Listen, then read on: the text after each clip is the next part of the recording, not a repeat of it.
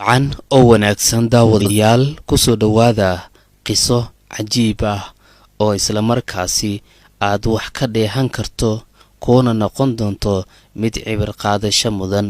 Waxaa jiray wiil iyo gabar xamaraawi ah oo aad isku jeclaaday, waxayna wada galeen heshiis ah in ay isguursanayaan.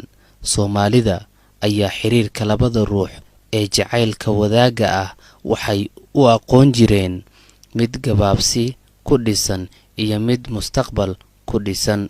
Labadan ruux jacaylkooda wuxuu ahaa mid ah mustaqbal. Inkastoo labadan ruux ay ahaayeen laba ruux oo dhalinyaro ah oo isku qalma, nasiib xumo xiriirkooda wuxuu ahaa mid labadooda ku kooban oo ayna ka warqabin waalidiintii dhalay labada dhinacba. Dhalinyarada qaarkood xiriirkooda mustaqbalka guurka ku salaysan waalidkooda uma sheegaan, qaarka kalena waalidkood way la socodsiiyaan. Haddaba faa'iidada ku jirto u sheegidda waalidka maxay tahay? Marka aad waalidka u sheegto ruuxa dhalinyarada ah, waxay ka caawin kartaa dhanka mustaqbalka guurkiisa, isaga iyo waalidkiis in ay isku fakar noqdaan. Haddii kale waxaa dhici kartaa in uu waalidka carruurtiisa u diyaariyo mustaqbalka iyo ruuxa uu u guurin lahaa, sida labadan ruux ee qisadooda aan idinkaga sheekayn doono. Gabadha uu wiilkan jeclaan jiray oo lagu magacaabi jiray Ismahaan ayaa aabbaheed wuxuu u soo jeediyey in uu u guurinayo, una soo diyaariyey wiil uu adeerkeed dhalay. Isaga iyo adeerkeedna ay ka wada hadleen arrinta guurkooda oo la soo dhammeeyey. Dadka banaadiriga ah waxaa jiray dhaqan ay gooni u leeyihiin, laga yaabaa dhaqankaas oo kale Soomaalida qaarka kale in ay la wadaagaan, kaas oo ahaa in waalidka uu leeyahay awood dhanka guurka carruurtiisa, islamarkaana ay isku guursadaan ilma adeer, ilma abti, ilma eedo iyo wixii la midka ahba. Haddaba gabadhan soo jeedinta aabbeed kama hor imaan karin, laakiin waxay isku dayday gacaliyaheeda Nuuraani in ay u sheegto bal inuu xal raadiyo. Nuuraani iyo Ismahaan kulankoodii toddobaadlaha ahaa ayay u sheegtay arrintan ku soo daristay iyo aabbaheed in uu la doonayo in uu nin kale ku daro. Nuuraani aad ayuu u murugooday, xal ayuuna raadiyey. Inkastoo xal uu sameeyo uu garan waayey, gabadha wuxuu ku qanciyey aabbaheed in ay u sheegto in nin ay jeceshahay oo guur ay ku heshiiyeen. Isagana wuxuu Ismahaan ku qanciyey aabbihii inuu u sheegi doono si iyada loogu doono. Sidaas ayay ku kala tageen, midba midka kale uu reerkiisa u sheego arrinta jirto, lana wadaago mustaqbalka ay doonayaan in ay yagleelaan.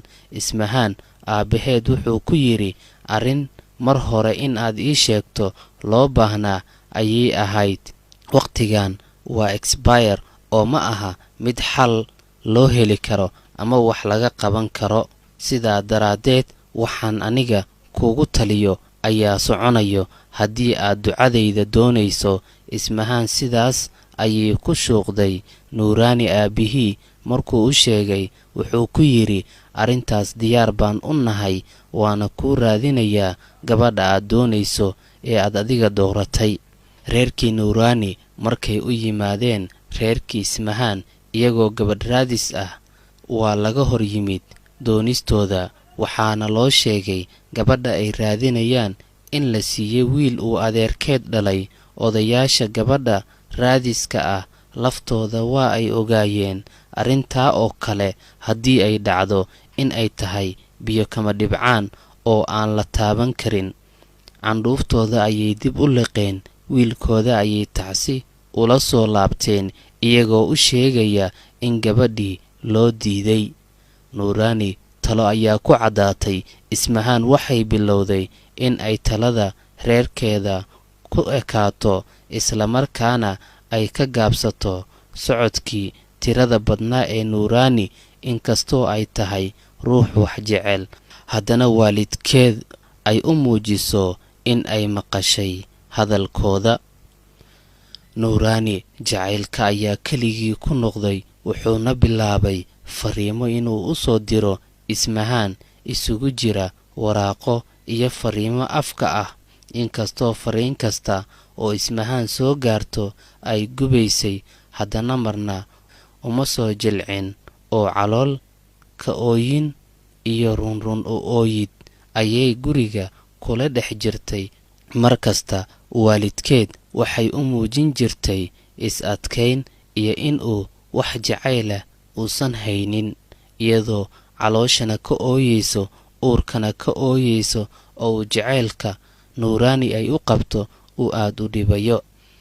wuxuu wakhtiga sidaa ahaadaba, markii dambe waxaa la soo gaaray guurkii Ismahaan. wiilkii adeerkeed uu dhalay ayaana lagu daray. waxaa loo dhigay aroos aad u weyn oo dad badan oo qaraabada iyo macaariiftaba ay ka soo qayb galeen. arooska markay ka soo baxday, muddo bil ahna la qabay, ayaa iyadoo magaalada ka soo dukaamaysanaysa waxaa si kadiis ah ku wada kulmay Ismahaan iyo nuuraani. nuuraani oo Ismahaan la kaftamaya waxa uu ku yidhi aroosadda, waran. way qosashay Ismahaan, isla markiina salaantii ayay ka qaaday. waa la wada hadlay. Ismahaan waxay nuuraani ku tiri, calaf ayaa wax walba ka weyn. haddii aan calaf isku lahaan lahayn waan isguursan lahayn, laakiin calafka ayaana isku kaaya diiday. nuuraani wuxuu aaminsanaa arrintaas arrin ka duwan, wuxuuna ku yidhi, calaf iyo waxa aad sheegayso waxba kama jiraane, adiga ayaa ku faraxsan guurka aad gashay, ee ogow aniga waan ku habaarayaa. weligaa ilmo uma dhali doontid ninka ku guursaday, arooskaadana kuma farxi doontid haddii ay xaq tahay ballantii aan wada galnay. Ismahaan oo naxsan, marna yaaban, kulankooda ka shalaynaysa ayaa iska soo baxday. xaafadda ayay timid, nolosheedii ayayna iska sii wadatay. muddadii ay kulmeen waxaa ka soo wareegtay muddo 6 sano ah. Ismahaan weli uur ma qaadin. waxay u qaaday in habaarkii nuuraani uu ku dhacay. daawooyin iyo quraansaar iyo waxyaabo badan ay isku samaysay, weli wax ka soo naasacad ma jiraan. allah amarkii, markii arooskooda 6 sano iyo dhowr bilood laga soo joogo ayay uur yeelatay. mar kale ayay haddana iyadoo suuqa marayso, uurkeediina 6 bilood uu soo gaaray, uu arkay nuuraani. way wada hadleen. mar kale nuuraani wuxuu u sheegay in uu habaarkiisii sigay, maadaama ay 6 sano iyo hoodho ay uur iska weyday, haddana ay iyada dhiman doonto ama cunuga uu dhiman doono.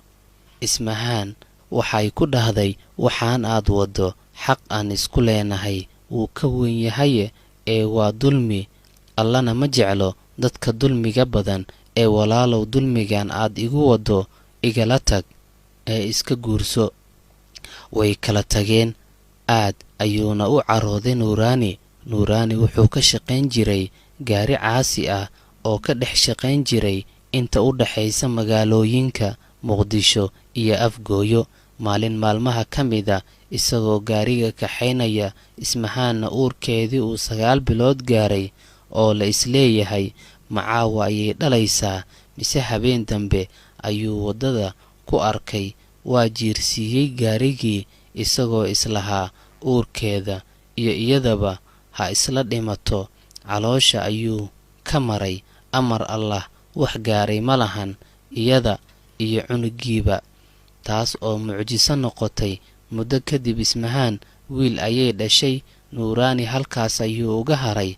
qisadiina halkaas ayay ku dhammaatay.